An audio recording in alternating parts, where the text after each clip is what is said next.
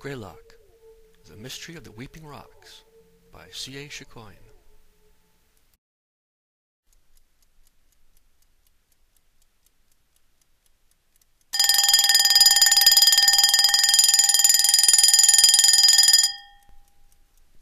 Gray Locke woke to the sound of an old wind-up Baby Ben ringing on the nightstand beside his bed. It was one of many clocks tick-tock ticking around the old homestead. The alarm on Gray's clock was so loud that it made him jump straight out of bed. He promptly reached over and pushed the alarm button in to silence its ringing. Then he plopped back down onto the bed to settle his beating heart. Hearing the alarm, his mother came into the bedroom and drew open the curtains to let the sunlight brighten the room. Then she unlocked and opened the sliding glass door and slid the screen door in its place, letting the morning air freshen the room. "Good morning, kiddo," his mother said as she dashed over to his bedside, giving him a cuddly hug. "How'd you sleep?" "Great. I like it here," Gray replied, wiping the sleep from his eyes. "I know you do. Me too. I have many fond memories growing up here," she said as she combed her fingers through his wavy brown hair. "And I'm sure you will too. Clean up and come join us for breakfast." "Sure thing, Mom," he replied with a smile. They're visiting his relatives who lived in a small village in western Massachusetts. The Winters homestead had been in the family for generations. It was a grand old yellow house with pearl-black shutters and red double front doors. Gray's grandparents lived downstairs, and his aunt and uncle lived upstairs. Gray lay in bed a few more moments while staring out at one of the chimes. The soft tinkle of the green sea glass set his mind in motion. He wondered what the new day had in store for him. But before his mind wandered too far, his stomach growled, reminding him that it was time to join the others for breakfast. After breakfast, Gray went out to the sunroom where the men were. Through the French doors, separating the dining room from the sunroom, Gray heard his uncle's voice in conversation. He saw Gypsy, their golden retriever, sitting at his grandfather's feet. She wore her trademark red bandana around her collar. Gray's father and grandfather sat at an old wrought iron table. As he drew near the door, Gray saw his uncle sitting in the wicker chair in the corner of the room, with his feet up on a stool that resembled a tree stump. Gray walked in at the end of a sentence, where the inflection and the tone of his uncle's voice aroused his curiosity. "So bad you could almost hear the rocks weeping," Gray's uncle said. "Good morning, everyone. What?" Gray started until he was interrupted by his uncle's reaction to the telephone. "That must be them now," his uncle said excitedly. He got up to answer the call in the hallway. "Who are them?" Gray asked his father. "It's the brick and stone contractor. The wall by the summer house needs to be looked at. It's starting to bulge and your uncle doesn't want it to collapse and slide down the cliff." "What was Uncle saying about weeping?" "Great! So stop by around noontime to take a look at it," Gray's uncle announced as he re-entered the room, rubbing his hands together with glee. In the mystery of the weeping rocks, no stone is left unturned. Gray Locke's 10-year-old imagination explodes into life while he goes about problem-solving a riddle. The story begins at his grandparents' house in western Massachusetts.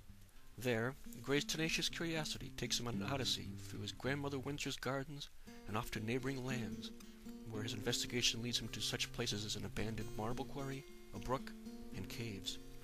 Gray hadn't a clue about weeping rocks. He didn't even know if such a thing existed. All he could base his investigation on was what he caught at the tail end of his conversation between his father and his uncle. With his keen sensibility and wild imagination, Gray is able to create different scenarios about what weeping rocks may be, before finally learning the truth. Gray Locke liked riddles and puzzles, and he found the mystery of the weeping rocks a welcome challenge. He finally arrived at the rock garden. There were rocks of many different shapes, sizes, and colors. He saw coarse, speckled granite, gray limestone, red sandstone, and white marble. And among the glacier droppings were wildflowers, garden gnomes, and an array of half-buried flower pots and chips of broken pottery. Back when Gray's mother was around his age, she created mosaic art out of broken dishes and discarded knickknacks, and she had them displayed there in the rock garden. She had arranged the shiny pieces just so that they'd glitter and sparkle in the sunlight. Gray would often stop by the rock garden to check on the gnomes. They tended to get awfully dirty. Sometimes after a storm, the rain would splatter mud upon their boots, and other times bird droppings would land on one of them. He'd even find one or two of them knocked over on occasion, so he'd help keep them shiny and clean and orderly. He had a name for each of the garden gnomes, too. Each one had their own personality, and each one their own job. Gray figured if anyone knew anything about weeping rocks, those fellows certainly would. "Well, hello there, Alfred. I haven't seen you for some time," Gray greeted. Alfred stood just a little over a foot tall, and he held a sign that read, "Welcome." "Yes, Master Gray, it's been ages. How have you been? Staying out of trouble, I hope," Alfred replied. "As always," assured Gray. Gray looked around for the others. Alfred motioned with his sign in the direction just beyond the rock he was standing on. Avery with his lantern and Oliver with his book were in an area all to themselves. They were both the same size as Alfred, and there, between the boulder and a patch of ferns, Avery was in mid-sentence when Gray found them.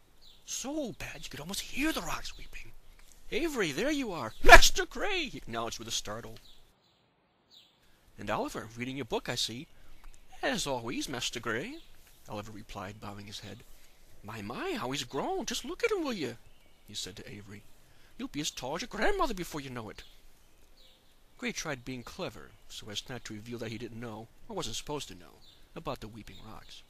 "So, you fellas don't by chance know what my uncle said those weeping rocks are, do you?" asked Gray. "Weeping rocks?" asked Alfred, facing them from high up on his rock. "What are them, a new ornament?" Turning to Oliver, he said, "Hope it's not one of them electric fountains. Ooh, I wouldn't want to listen to that all day long, I tell you." Avery had a peculiar look on his face, more so than usual. "Avery, I think you know what I'm talking about," Gray fished. "Weeping rocks? Never heard of such a thing," asserted Oliver. Nope, never heard of such a thing," echoed Avery, nervously. "I know all about 'em," Gray said, "so you haven't got to keep it a secret from me. See?" He pointed over to his wagon. "I brought a bucket to put 'em in. Got the tools right here to dig 'em up with, too. So you tell me where they are, and I'll just get them out of your way." "I'm afraid we don't know what you're talking about, Master Gray," said Alfred. After seeing he wasn't getting anywhere with them, Gray looked around for the other gnomes. He found them either lying or sitting around a crescent-shaped outcropping of granite. They were the Bottom brothers, and they were about half the size of Alfred, Avery, and Oliver. Well, Gray said, with his arms folded, "I see some things haven't changed around here." "Hiya, Gray! Long time no see. Working out in the garden this morning, are you?" said Rock Bottom. "Well, someone's got to. You fellows sure ain't," Gray responded. The Bottom brothers just looked at each other, shrugged their shoulders, and snickered. "Just taking a break, lad," comforted Glen Bottom, puffing away at his pipe. "So early in the morning?" "D'ye forget? We work at night, lads," said Rock. They all laughed long and loudly. "Where are them weeping rocks at?" Gray frowned. "Weeping what?" asked Glen. "You heard the lad," yelled Rock. "Weeping crocks!" "Weeping willikers!" piped Green Bottom. "No," barked Pierce Bottom. "Weeping rocks!" "Never heard such a thing," said Glen. Looking over at his brother Dale, he asked, "You ever heard such a thing?" "Nope, not at all," Dale replied. "No, sirree, never heard 'em," acknowledged Will Bottom, the jolliest of the lot. "Where are they supposed to be at, Gray, old boy?" asked Rock. "That's why I've come to you fellas. You show me where they are, and I'll just get them out of your way." "Oh, they're not in any way," said Dale. "Ah, so you do know what I'm talking about," exclaimed Gray. "Nothing of the sort," defended Rock. "Ha! 'Twas a slip of the tongue." "Tongues don't slip," Gray said sternly. What he means is... "Oh," said Rock, "tell him what you mean, Dale." "I mean the rocks. These ain't giving way to no one," he answered. "Not at all. As a matter of fact," interrupted Alfred, "I think Master Gray is right. Your loafing around may be aesthetically pleasing, but it isn't getting any work accomplished. It'll be harvest time before you know it." "He's just asking about them," started Dale. "I know what he's asking about," Alfred abruptly interrupted. "I see some roses over in the flower garden that could use some pruning. You wouldn't want to disappoint Grandmother Windsor now, would you? You know what happened last time." "Oh? Oh, that little mishap. That was an accident, sir. Don't you remember? I certainly wouldn't want any further incidences now, would we?" said Alfred, raising his eyebrows. "Accident, sir," he corrected. Alfred folded his arms and frowned down upon Dale, giving him the evil eye. "One day I'll be glued back together with other pieces that'll make me bigger than you, Alfred. And what do you have to say for yourself?" bragged Dale. "You should be so lucky," replied Alfred. "After all, you do recall what happened to Eldridge, don't you?" Eldridge was the same size as Alfred, Avery, and Oliver, and one spring morning while Gray's grandmother was reaching for Alfred, high up on a shelf, Eldridge, who was right next to Alfred, got bumped, and he landed head first onto the tool shed floor. He broke into so many pieces that there was no way he could be glued back together again.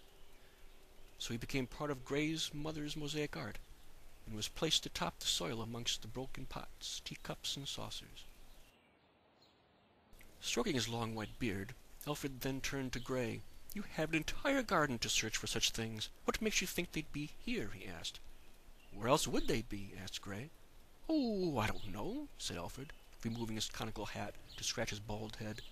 "Have you tried the big rock?" "The big rock! That's a great idea. Thanks, Alfred. Glad to be of service, Master Gray," he replied with a smile. It all started when Gray's great-grandfather Levitt Windsor was a young boy. Levitt would trot to the quarry each day after school and watch the quarrymen extract marble from the mountainside. They let him watch from the big rock. Only back then the workers called it the blasting rock, and he'd watch as they blast huge slabs of white marble from the mountainside. Depending on the quality of the marble, sometimes they cut and ship out large slabs. Other times they'd break the marble down into head-sized pieces using sledgehammers and jackhammers, and he'd watch as they placed them into side dump cars and transport them down to the mill below on its narrow-gauge railway. Sometimes they'd let him help and give him his own slab to break down near the safety of the blasting rock. By the time Gray's grandfather was old enough to play there, the quarry was no longer in operation, and when he saw the blasting rock, it looked like an island to him, so he'd pretend he was a pirate and the big rock was his treasure island. The stories his grandfather told around the fireplace were so fantastic and yet so convincingly real that it was difficult to tell fact from fiction. He told of secret caves he discovered and of ghosts that roamed the deep shadows of the chasm, and he told of a little boy's spirit that he'd sometimes see there and play pirates with. His grandfather certainly knew how to tell a good tale, and have filled many childhood days with joy and delight, dreaming of and searching for lost treasure and ghosts. Gray left his wagon hidden in a shallow cave of the big rock while he journeyed over to the old quarry. Gray noticed how different the water sounded from there. When he was over by the big rock, he'd heard the rumbling of the brook cascading through the chasm. However, there in the meadow, he was closer to the white marble dam situated up above the quarry. There, the crash of the water falling onto the rocks sounded more vibrant and more intense. He marveled at the great white marble wall's features. It looked as though someone had once painted the sky a watercolor gray, and some of the paint streaked down the face of the artist's canvas. Then, instead of painting over the streaks, it was used as part of the landscape. The artist painted in cracks and crevices, zigzagging across the panorama, revealing its glory and splendor. Gray sat inside the cave for a moment. It was still cool from the early morning chill. His uncle first showed him that little secret only a couple of years before. Gray closed his eyes to visualize the sounds of the water that roared so insistently to his ears. He listened to the deep thunderous roar as the water rushed over the white marble dam. It then crashed down upon the rocks far below. The foaming water then cascaded through the glacially carved pools and gorges before continuing its turbulent journey down through the rumbling brook. As Gray looked down into the brook, he saw many rocks and pebbles at the bottom. Over them the water flowed in curves and ripples, creating little whirlpools. And he noticed that if he focused his eyes differently, he could see the trees overhead, reflected in the water. Then, changing focus again, Gray could see his own reflection staring up at him. It gave him a sense of peering through a portal into another dimension, where he could see into other worlds or another time at the focus of an eye. As he explored his face, reflected in the brook, his mind drifted to the sound of the rushing water. And between the glittering streaks of sunlight and the rippling current of the brook, the water distorted his reflection like the mirrors of a funhouse. Upon looking closer, he saw, or believed he saw, yet another dimension come into view. Almost like a puzzle, rippled images started to form a familiar picture, but he couldn't quite tell what it was. He cocked his head, trying to focus on it, fighting the trees, the stones and the pebbles, and his own reflection. Then, all at once, the pieces finally came together. The first thing he saw was a glittering smile. "Ah," he sighed, like he'd found a treasure. Gray saw his face smiling up at him. She had olive green eyes, just like his mother's. He bent down to get a closer look, and then smiled back. But then he thought he saw panic in her eyes, only to find that the panic he saw was in his own eyes. Because what he saw next was an unfamiliar face staring up at him. It was clearly that of another boy, only with big brown eyes, and the boy had a pale, somber look on his face.